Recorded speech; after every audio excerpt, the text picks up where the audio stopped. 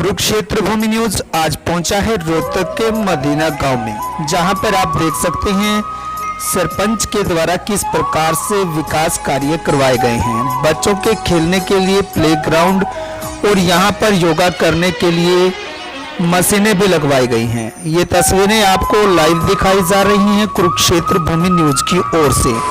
आज हमारी टीम यहां पर जगवीर उर्फ राजा शर्मा के यहाँ पर पहुंची हैं। आप देख सकते हैं लाइव तस्वीरों में। मुलाकात करते हैं जॉनी रिपोर्टर के साथ। रोहतक के मदीना गांव में, जहां के मौजूदा सरपंच श्रीमती अंजू देवी जी और प्रतिनिधि सरपंच जो है श्री जगबीर उर्फ राजा शर्मा जी। तो आइए बातचीत करते हैं कि इन्होंने अपने कार्यकाल के दौरान क्या क्या विकास कार्य अपने गांव में किए हैं। सर नमस्कार। नमस्कार जी। सर कुरुक्षेत्र भूमि न्यूज में आपका स्वागत है। आपका मदीना गांव में वेलकम है जी। मदीना गांव की तरफ से जी। तो सर हम सबसे पहले जानेंगे कि आपका पॉलिटिक्स में आने का मेन उद्देश्य क्या था सर? हमारा पॉलिटिक्स में आने का कोई पारिवारिक कोई संबंध नहीं था कि पॉलिटिक्स में ही आना है। मेरे सरपंच को बनाना है। कुछ गांव में अलग सा विकास के लिए चाहते हैं गांव वाले, तो गांव वाले सभी इकट्ठा हो गए। पापा जी के पिताजी के पास में वहाँ पहुँचे, तो हम भी वहाँ मौजूद थे। हमने तो यही कहा कि हमारा राजनीति में कोई इच्छा नहीं है भाई, और किसी भाई की इच्छा हो, किसी भाई को भी आप बनाना चाहते हो आप उनको बनाएं, हम आपके साथ हैं। तो गांव वाले का यही इशारा है कि अब की बार तो आपको ही उठाना चाहते हैं। और पिताजी पढ़ी लिखी वाली सीट जेंट लेडी सीट आ गई गाँव में। पिताजी की तैयारी थी गांव में इलेक्शन के लिए, तो लेडी सीट आने के बाद में मेरी पत्नी श्रीमती अंजू देवी को इलेक्शन के लिए लड़ा गया। और फिर उसमें गांव में यही था कि भाई भगवान हमें मौका देता है तो कुछ अलग से करके दिखाएंगे गांव वालों के लिए। मौका कभी कभी किसी को मिलता है, ये सब किस्मत की बात है। और मैं अपने गाँव का एहसानमंद हूँ। गाँव वाले ने मेरे ऊपर कुर्बानियाँ दे के इलेक्शन को जीता गया है। तो सर आपने अपने कार्यकाल के दौरान क्या क्या विकास कार्य अपने गांव के लिए किए हैं? सबसे पहले तो हमने अपने गांव में विकास कार्यों के लिए जिस तरह लेडीज़ों के लिए ओपन जिम लगवाया। लेडीज आज का माहौल को देखते हुए लेडीज़ों की ज़्यादा समस्या थी, क्यों खेती का काम रहा नहीं गांव में। सभी बाहर घूमने जाती थी रोडों पे सड़कों पे, तो वाहन ज़्यादा चलते हैं, खतरा रहता था। तो हमने उसमें ओपन जिम लगा लेडीज़ों के लिए, पार्क बना के कम्युनिटी सेंटर बनाया, बैंकेट हॉल, विवाह शादियों के लिए फ्री सेवा। 1 किला ज़मीन में कब्जा था, जो कि मैंने वहाँ अपने गाँव वासियों को बताया कि समझाया कि मैं यहाँ अलग से कुछ चीज़ बनाना चाहता हूँ, आप मेरा साथ दें और उसका लाभ उठाएं। तो गाँव वाले ने मेरी सहमति जताकर उस विचार पे मैंने वहाँ कम्युनिटी सेंटर का निर्माण करवाया और उसमें ओपन जिम लगवाया। और रही दूसरी बात, मेरे गांव में शमशान घाट बनी हुई थी जर्नल की, उसमें शेड भी नहीं था। बरसात का समय जब आता है, जब हम किसी के घर में कोई डेथ हो जाती, जब वहाँ लेके जाते हैं, जब वो दिन याद आता है कि गांव में सरपंच ने क्या कार्य किए। अब की बार हमने अलग अलग शमशान घाटें बनाई हैं, 4 शमशान घाटें बनाई हैं, उनके अंदर 4 दीवारी करवाई है, शेड बनवाया है, एक बरंडे का निर्माण करवाया ताकि बरसात आ जाए तो हमारे जो भी बुजुर्ग जाते हैं वो उसमें उसका यूज कर सकें। जी सर, आपके गांव की कुल पॉपुलेशन कितनी है सर? गांव की पॉपुलेशन है जी 7500 मदीना केंद्रान के अंदर। और सर आपने कितनी वोटों से जीत हासिल की है सर? जी ये हमारी जीत नहीं थी, ये मेरे पूरे गांव की जीत रही है। 936 वोटों से विजयी हुए जी। और सर उसके बाद जैसे ही आप सरपंच बने तो सबसे पहला कदम आपने क्या उठाया गाँव की विकास कार्य के लिए? सबसे पहला कदम तो गांव को इकट्ठा करके सभी का धन्यवाद किया जी। उसमें एक ही बात कही भी, मैं सरपंच जो आप लोगों ने चुनी है प्रतिनिधि, तो सभी 36 जात बिरादरी किसी भी टाइम गांव वाले आए, भी किसी भाई ने वोट दी है या नहीं दी है, किसी भी टाइम मेरे गांव वाले किसी भी टाइम आधी रात को भी उठा सकते हैं और उसका जो हमारी मदद होगी हम गाँव की मदद करेंगे। और मेरे को सबसे पहले गाँव ने एक मेरे को तोहफा दिया, हमारे को एक सफारी गाड़ी गांव ने भेंट करी कि गांव में इलेक्शन में ज़्यादा इलेक्शन लड़ा था, तो गांव वाले ने सोचा कि कुछ अलग से भेंट करें। तो गांव वाले ने 36 जात बिरादरी से चंदा इकट्ठा करके सफारी गाड़ी मोखरा रोड पे स्टेडियम के अंदर उन्होंने गांव वाले ने गाड़ी भेंट करी।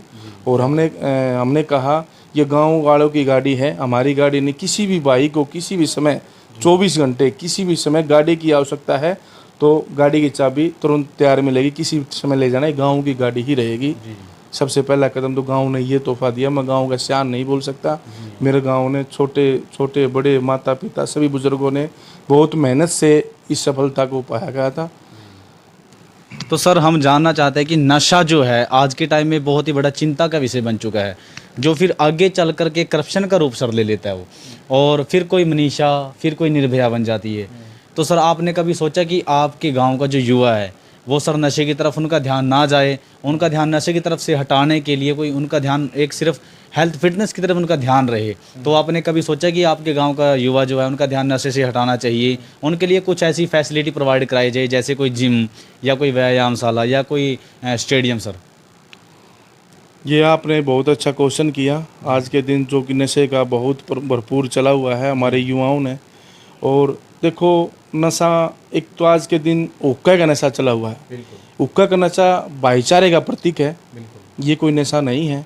काफ़ी लोगों को, युवाओं को हम ये समझाते हैं भाई कि हुक्का पियो कोई बात नहीं है, एक भाईचारे का, जिससे हम सभी भाई बैठ के आपस में सुख दुख की बातें कर सकते हैं। और रही दूसरी बात, हमने गाँव में जिम लगवाया। हमारे गणेश मोखर बसाना रोड पे गणेश मंदिर बना हुआ है, वहाँ जिम लगवाया बच्चों को। हमारे गांव में प्राइवेट जिम था, उसकी फीस थी 500 रुपये। हमने पंचायत की तरफ से वहाँ जिम लगाया तो फ्री सेवा कर रखी, कोई उसका चार्ज नहीं। किसी भी टाइम बच्चे जाएं और वहाँ यूज करें। और मेरे गांव में व्यायामशाला है, और जैसे कि मेरे गांव में कबड्डी प्लेयर हैं सिल्लू पहलवान अंतर्राष्ट्रीय खिलाड़ी, जो कि वहाँ जाके अखाड़े में बच्चों को शिक्षा देता है, और जिस युवाओं उस शिक्षा का लाभ भी उठाते हैं। काफ़ी हमारे गांव में अच्छा सुधार रहा है नशे के बारे में, काफ़ी हमारे गांव में इसका विशेष हमने ध्यान दिया है। और रही लड़कियों वाली बात, हमने विशेष इस तरह हरिजन बस्ती है, वहाँ स्पेशल अपना एसपी साहब के महोदय से मिलकर हमें स्पेशल गाड़ियां घुमाते रहते हैं कि किसी भी भाई को किसी प्रकार की कोई दिक्कत ना है, किसी महिला को दिक्कत ना है। तो हमें प्रशासन का भी अच्छा सहयोग मिला हुआ है कि गांव में शरारत वगैरह, चोरी वगैरह, उससे बिल्कुल गांव में सुख शांति है। जी। तो सर आपने अपने गांव में कोई व्यायामशाला जो बुजुर्ग हैं उनके लिए, या फिर कोई पार्क का कोई निर्माण कराया सर? हाँ जी, 4 पार्क बनवाए हमने।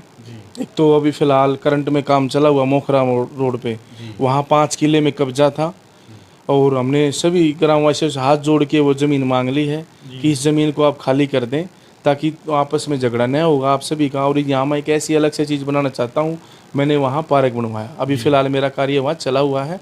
एक मैंने बसाना मोखरा रोड पे कम्युनिटी सेंटर बनवाया, 1 किले का पार्क उसके अंदर है। एक उधर अपने खाटू श्याम के पास में, वहाँ कीकर वगैरह थी, पुराना अस्पताल था, वहाँ पार्क का कार्य चला हुआ है। एक अपने यहाँ गिरोड रोड पे पार्क बनवाया है, गिरोड रोड पे पार्क बनवाया है शमशान घाट के सामने। फिलहाल वहाँ कालूपना चौपाल के नाम से चौपाल का निर्माण स्टार्ट हो रखा है। जी सर, हम जानना चाहते हैं कि आज के टाइम में जो बेटियों के साथ करप्शन हो रहे हैं और दिन ब दिन आगे बढ़ते ही जा रहे हैं सर, ये तो क्या लगता है कि हमें किस तरीके से अपनी जो बेटियाँ बहनें हैं उनको किस तरीके से इन सतर्क रहने की एडवाइस दी जाए, उनको एक जैसे बोलते हैं उनको स्ट्रॉन्ग कैसे बनाया जाए? स्ट्रॉन्ग हमारे गांव में स्टेडियम है, और हमारी बहन बेटी सभी कबड्डी पे ध्यान दे रखी है। बहुत ही काफ़ी हमारे गांव की लड़कियां इनाम भी जीत के आई हैं, और कबड्डी का विशेष ध्यान कर रखा है। उनको समझा रहे हैं कि अपने पढ़ाई के साथ साथ खेलों की भी आवश्यकता है, विशेष ध्यान उन्होंने खेलों में विशेष ध्यान कर रखा है। और बच्चे देखो, पढ़ने के लिए आज का समय लड़का लड़की में कोई फ़र्क नहीं है। सभी माता पिता ये चाहते हैं कि हमारी लड़की अच्छी पढ़े।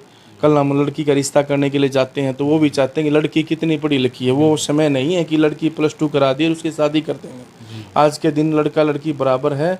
अगर लड़की पढ़ना चाहती है तो मैं ये कहूँगा कि 100 में से 90% माता पिता ये कहेंगे बेटा जितना आपने पढ़ना है आप उतनी पढ़ाई करो। इस बारे में ये कहना चाहिए। तो सर आपके गांव की सर श्यामलाट जगह कितनी है सर, जो पंचायती भूमि है?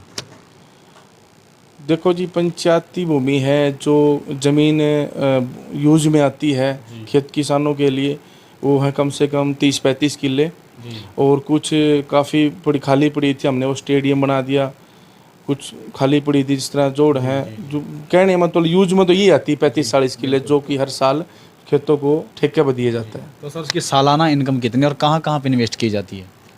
सालाना इनकम उसकी है जी कम से कम हमारा ये इसकी होगी इसकी समलात भूमि की होगी और जोड़ों की होगी, और समलात भूमि आ जाती है कम से कम 3 लाख रुपए इनकम हमारी साल की हो जाती है। हाँ जी। और सर इसके अलावा आपने कोई स्पेशल काम अपने गांव के लिए अपना योगदान दिया हो सर? इसके अलावा हमने गांव में हमारे किशनी देवी के नाम से हमारी बुआ जी थी, उन्होंने गांव में अच्छा सोच लेकर आई हुई है। उन्होंने गांव में एक अपनी घर की ज़मीन 400 गज, जो कि उस ज़मीन की कीमत 50 लाख रुपए है, मदीना बस स्टैंड पे उसने वो ज़मीन दान दे दी श्री परशुराम धर्मशाला के लिए, ग्राम पंचायत मदीना गिंधरान के लिए।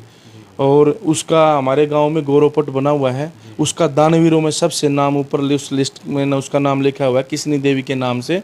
और फिर ग्राम पंचायत ने उस ज़मीन को लेके ग्राम पंचायत ने श्री परशुराम धर्मशाला का वहाँ निर्माण करवा दिया, और यादगार के लिए उनके पिताजी की हमने मूर्ति स्थापित वहाँ कर दी। उनके पिताजी की मूर्ति स्थापित कर दी और परशुराम भगवान की मूर्ति हमने स्थापित कर दी। तो बने रहिए कुरुक्षेत्र भूमि न्यूज़ के साथ। आज हमारी खास मुलाकात में थे डिस्ट्रिक्ट रोहतक के मदीना गांव के प्रतिनिधि सरपंच।